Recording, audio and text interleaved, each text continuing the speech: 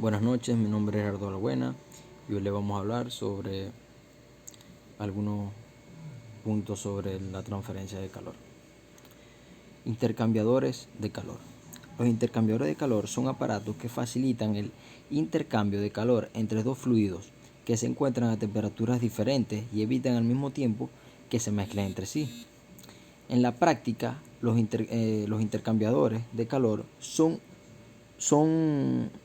de uso en una amplia variedad de aplicaciones, desde los sistemas domésticos de calefacción y acondicionamiento de aire hasta los procesos químicos y la producción de energía en las plantas grandes.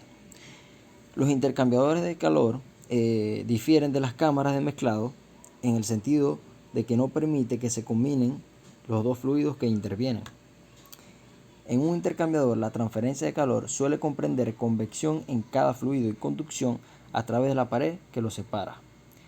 En el análisis de los intercambiadores, en el análisis de ellos, toma en cuenta la contribución de todos estos efectos sobre dicha transferencia. La razón de la transferencia de calor entre los dos fluidos en un punto dado a un intercambiador depende de la magnitud de la diferencia de temperatura local, la cual varía a lo largo de dicho intercambiador. Los intercambiadores de calor se fabrican en diversos tipos y como consecuencia se inicia este trabajo con su clasificación.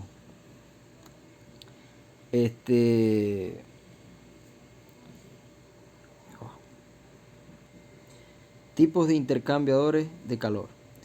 Las distintas aplicaciones de transferencia de calor requieren diferentes tipos de componentes y configuraciones del equipo para dicha transferencia. Los tipos de intercambiadores de calor son el intercambiador de calor de doble tubo o tubos concéntricos, intercambiadores de calor compacto, intercambiador de calor de tubos y corazas, intercambiador de calor de placas y armazón e intercambiador de calor regenerativo. Factor de incrustación. El rendimiento de los intercambiadores de calor suele deteriorarse con el paso del tiempo como resultado de la acumulación de depósitos sobre la superficie de transferencia de calor. La capa de depósito representa una resistencia adicional para esta transferencia y hace que disminuya la razón de la misma en un intercambiador. El efecto neto de estas acumulaciones sobre la transferencia de calor se presenta por un factor de incrustación RF, el cual es una medida de resistencia térmica introducida por la incrustación. El tipo más común de incrustación es la precipitación de depósitos sólidos que se encuentran en un fluido sobre la superficie de transferencia de calor.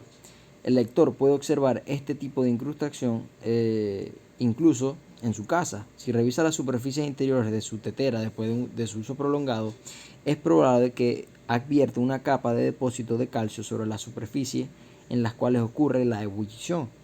Esto se presenta en especial en zonas donde el agua es dura.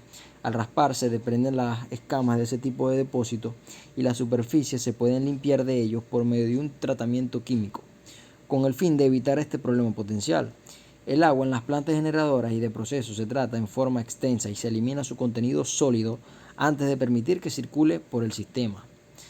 Las partículas de ceniza sólida que se encuentran en los gases de combustión y que se acumulan sobre la superficie de los precalentadores de aire, ¿verdad?, crean problemas semejantes. Análisis de intercambiadores de calor.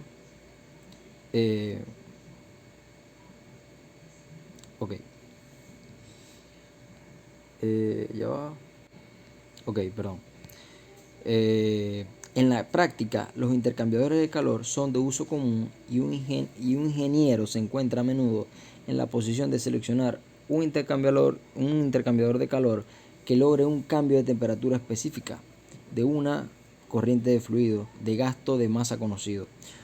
O bien se puede decir de predecir las temperaturas de salida de las corrientes de fluido caliente y del frío en un intercambiador de calor específico. En las secciones que vienen vamos a discutir los dos métodos usados en el análisis de intercambiadores de calor. De esto, el de la diferencia media logaritma de temperatura, LMTD, o es la más apropiada para la primera tarea y el método de la efectividad de NTU para la segunda, como se acaban de describir, pero en primer lugar se presentan algunas consideraciones generales. Los intercambiadores de calor suelen operar durante largos periodos sin cambio en sus condiciones de operación. Por lo tanto, se puede considerar como aparato de flujo estacionario. Como tales, el gasto de masa de cada fluido permanece constante y las propiedades de los fluidos, como la temperatura y la velocidad, en cualquier entrada o salida siguen siendo las mismas. Asimismo, las corrientes de fluido experimentan poco o ningún cambio de sus velocidades y elevaciones, y como consecuencia, los cambios en la energía cinética y en la potencial son despreciables. En general, el calor específico de un fluido cambia con la temperatura, pero en un intervalo específico de temperatura se puede considerar como una constante en algún valor promedio, con poca pérdida en la exactitud.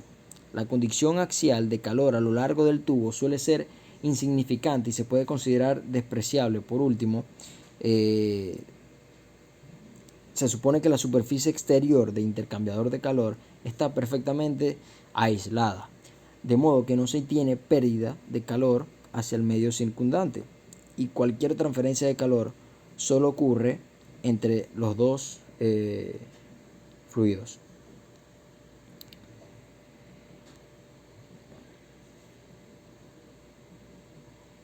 Ok, aquí. Ya va, que me pasé el método de la efectividad NTU. Disculpe, profe. Ok. El método de la diferencia media logarítmica de temperatura, LMTD por sus siglas en inglés, es fácil de aplicar en el análisis de intercambiadores de calor cuando se conocen o se pueden determinar las temperaturas a la entrada y salida de los fluidos calientes y fríos a partir de los gastos de masa y el coeficiente total de transferencia de calor. Se puede determinar el área superficial de transferencia de calor a partir de qué. Bueno, por lo tanto, el método de la LMTD resulta muy adecuado para la determinación del tamaño de un intercambiador de calor, con el fin de dar lugar a las temperaturas prescritas. De salida, cuando se especifican los gastos de masa y las temperaturas de entrada y de salida de los fluidos calientes y fríos. Bueno, la selección de los intercambiadores de calor. Los intercambiadores de calor son aparatos complicados y los resultados que se obtuvieron con los procedimientos simplificados que se presentaron en los párrafos anteriores deben usarse con cuidado. Por ejemplo, se supuso que el coeficiente total de la transferencia de calor es constante a lo largo de todo intervalo y que los coeficientes deben usarse con cuidado. Por el cuidado de la transferencia de calor por convección, se puede predecir aplicando las correlaciones, ¿verdad?, de esta última. Sin embargo, debe tenerse presente que la incertidumbre en el valor predicho de V puede incluso sobrepasar el 30%. Por lo tanto, resulta natural diseñar los intercambiadores en exceso para evitar sorpresas desagradables. La mejora en la transferencia de calor en los intercambiadores suele venir acompañada de un aumento en la caída de presión y como consecuencia de una potencial alta de bombeo de una potencial alta de bombeo. Por lo tanto, cualquier ganancia proveniente de la mejora de transferencia de calor debe valorarse con el costo de la caída de presión que lo acompaña. Asimismo, debe pensarse en cuál de los fluidos debe pasar por el lado de los tubos y cuál por el lado de la coraza. Por el común, el fluido más viscoso es el más apropiado para el lado de la coraza, que es un área más grande de paso y como consecuencia menor caída de presión, y el flujo con la presión más elevada por el lado de los tubos. Velocidad de transferencia de calor. Es la cantidad más importante en la selección de un intercambiador. Un intercambiador debe ser capaz de transferir el calor a una razón específica para lograr el cambio deseado en la temperatura. Para lograr el cambio deseado en la temperatura del fluido con el gasto masa determinado. El costo.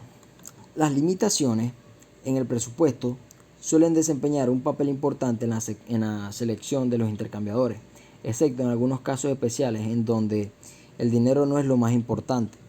Un intercambiador que existe en catálogo tiene una ventaja definida en el costo sobre los que mandan a hacer sobrepedido.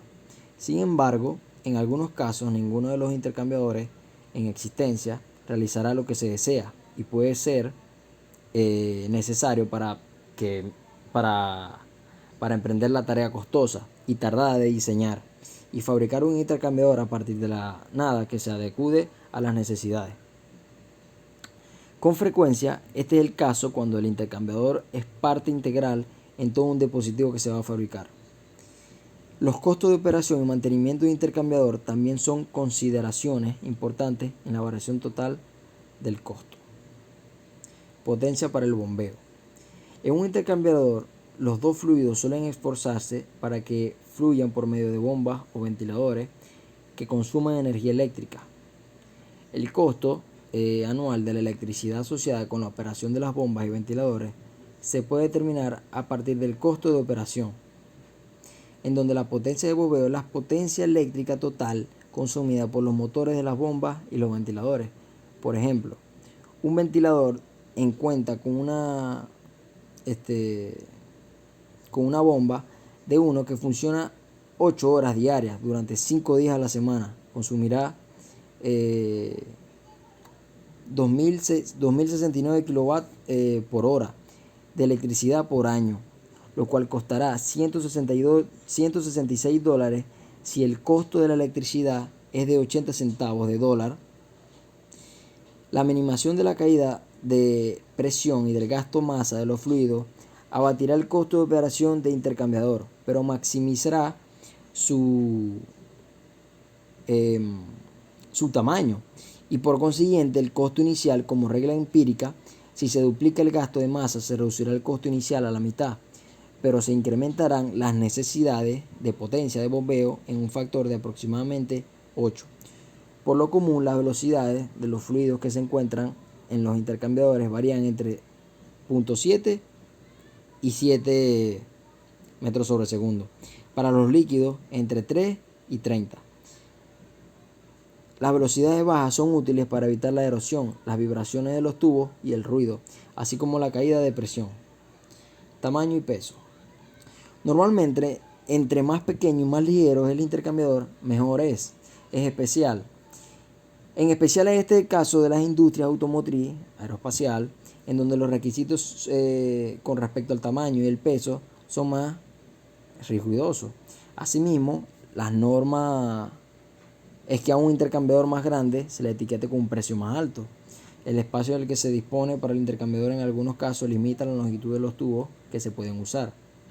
El tipo de intercambiador que se debe seleccionar depende principalmente del tipo de fluido que interviene, de las limitaciones de tamaño y peso y de la presencia de cualquier proceso de cambio de fase. Por ejemplo, un intercambiador resulta adecuado para enfriar un líquido por medio de un gas. Sí, el área superficial del lado del gas es muchas veces más grande de lo que se tiene del lado líquido.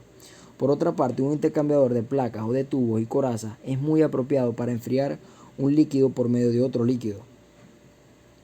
Los materiales.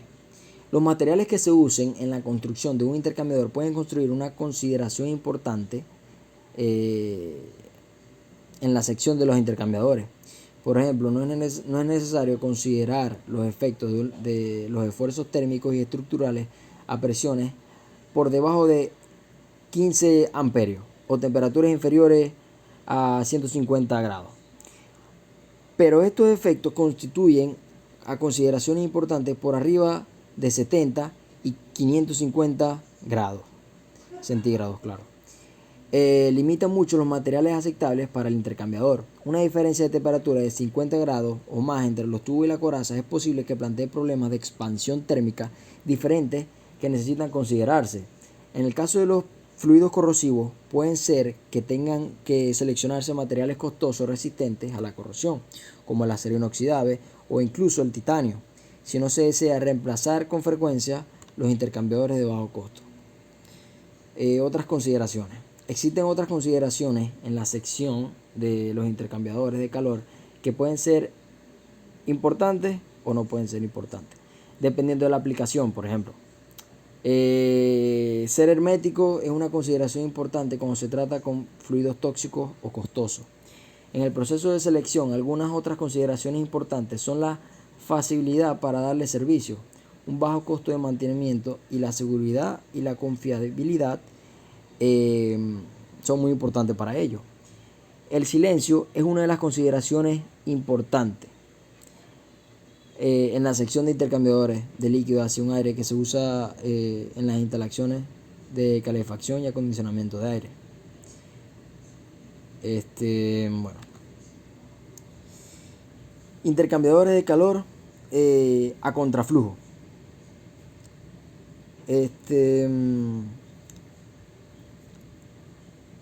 En el caso límite, ¿verdad? El intercambiador por los extremos opuestos, y en este caso la temperatura de salida de fluido frío es posible que sobrepase la salida de... Ya, profe, disculpe. Aquí.